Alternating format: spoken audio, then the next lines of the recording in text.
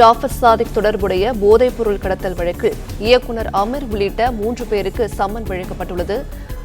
அமீர், அப்துல் ஃபாசித் புகாரி, சையத் இப்ராஹிம் ஆகியோருக்கு போதைப் பொருள் தடுப்பு பிரிவு சம்மன் வழங்கியுள்ளது. டெல்லி அலுவலகத்தில் வரும் செவ்வாய்க்கிழமையன்று 3 பேரும் ஆஜராக உத்தரவு பிறப்பிக்கப்பட்டிருக்கிறது. விவரங்களை தர இணைகிறார் நம்முடைய செய்தியாளர் சரவணகுமார். சரவணகுமார், வணக்கம். இது பற்றிய கூடுதல் தகவல் சொல்லுங்கள். 2000 கோடி மதிப்பிலான போதைப் பொருட்களை கடத்தியதாக தமிழகத்தைச் சேர்ந்த ஜாஃபர் சாதிக் என்ற ஒரு நபரை இந்த மத்திய போதைப் பொருள் தடுப்பு பிரிவு NCB கைது செய்தது. அதனைத் தொடர்ந்து அந்த வழக்கில் தொடர்புடையவர்களும் அவர் கைது நடவடிக்கைக்கு முன்பும் அதற்கு பிறகும் அவருடைய கூட்டாளி ஒருவரும் கைது செய்யப்பட்டார்.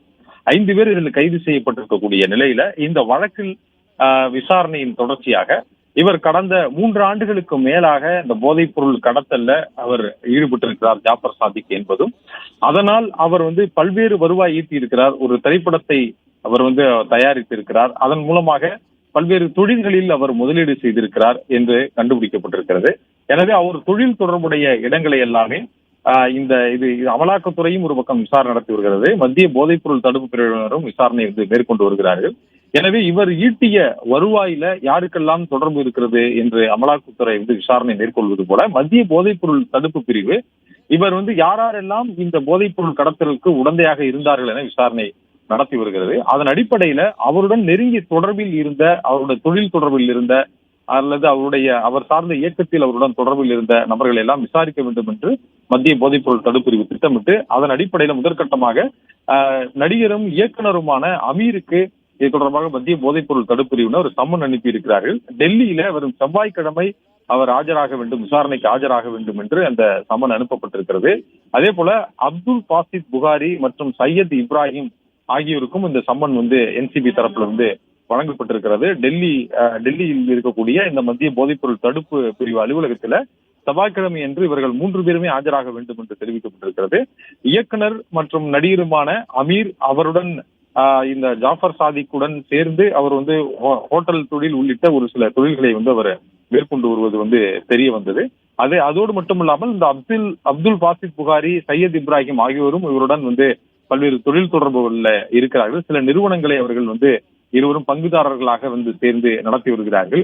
இதில் ஏதும் அவர்களுக்கு தொடர்பு இருக்கிறதா என்ற கோணத்துல விசாரணை நடத்தப்பட்டு வருகிறது. ஆரம்பத்தில் நடத்துவதற்கு திட்டமிட்டிருக்கிறார்கள். ஆரம்பத்தில் இருந்தே இயக்குனர் அமீர் ஜாஃபர் சாதிக்குடன் ஒரு நெருங்கிய தொடர்பில் இருந்த நபர். பல்வேறு நிகழ்ச்சிகள்ல இதற்கு முன்பெல்லாம் கலந்து கொண்டிருக்கக்கூடிய பல்வேறு காட்சிகள் இணையத்தில் எல்லாம் பார்த்திருக்கும். அது தொடர்பாக அவரிடம் விசாரிக்கப்படும் என்று தொடர்ந்து மத்திய போதைப் பொருள் தடுப்பு பிரிவினுடைய அதிகாரிகள் தரப்புல கூறப்பட்டு வந்த நிலையில அதிகாரப்பூர்வமாக இன்று இது தொடர்பான ஒரு சம்மனை அனுப்பி இருக்கிறார்கள். அந்த சம்மனில் வரும் செவ்வாய்க்கிழமை அன்று அவர் ஆஜராக வேண்டும் என்று அதிலே உத்தரவிடப்பட்டிருக்கிறது. அது மட்டும் இல்லாமல் அப்துல் ஃபாசித் புகாரி மற்றும் சையத் இப்ராஹிம் ஆகிய இருவரையும் இவர் விசாரணைக்கு ஆஜராக வேண்டும் என்று அறிவித்திருக்கிறார்கள்.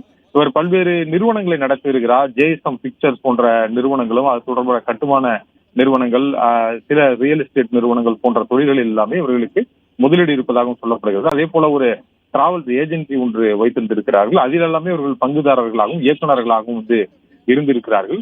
இவை தவிர்த்து உணவகம் நடத்தி வருகிறார். இவருடைய சகோதரர் ஒரு 3 இடங்கள்ல உணவகம் நடத்தி வருகிறார். இதில் எல்லாம் இவர்களுக்கு எந்த விதமான தொடர்பு இருக்கிறது என்பது குறித்தெல்லாம் விசாரணை நடத்துவதற்கும் இந்த 3 பேரிடம் அதன் மூலமாக கிடைக்கக்கூடிய விசாரணை அடிப்படையில அடுத்த கட்ட நடவடிக்கை மேற்கொள்வதற்கும் NCB திட்டமிட்டிருக்கிறது. அதன் அடிப்படையில இந்த 3 சம்மன் அனுப்பப்பட்டிருப்பதாக NCB அதிகாரிகள் தெரிவித்திருக்கிறார்கள். டெல்லியில் இருக்கக்கூடிய அலுவலகத்தில் தான் மத்திய போதைப் பொருள் தடுப்பு பிரிவு அலுவலகத்தில் தான் இவர் ஆஜராக வேண்டும் என்று அறிவுறுத்தப்பட்டிருக்கிறது. அன்றைய தினம் விசாரணை முடித்து போதுமான தகவல் கிடைக்கவில்லை என்றால் மீண்டும் சம்மன் அனுப்பி விசாரணை நடத்தும் திட்டமிட்டிருக்கிறார். அதே போல மற்றொரு பக்கம் இது தொடர்பான ஜாஃபர் சாதிக் தொடர்புடைய வழக்கை அமலாக்கத்துறையும் பதிவு செய்திருப்பதனால அமலாக்கத்துறையும் இந்த விவகாரத்தில் விசாரணை நடத்துவதற்கு திட்டமிட்டிருக்கிறது. ஏற்கனவே சட்டவிரோத பணப்பரிமாற்றம் இதில் நடந்தது. அதாவது இந்த போதைப் பொருள் மூலமாக ஈட்டிய வருவாயை கொண்டு இவர்கள் இந்த வருவாயை மறைத்து சட்டவிரோதமாக பல்வேறு தொழில்களை மேற்கொண்டிருக்கிறார்கள் என்று குற்றம் சாட்டப்படுகிறது.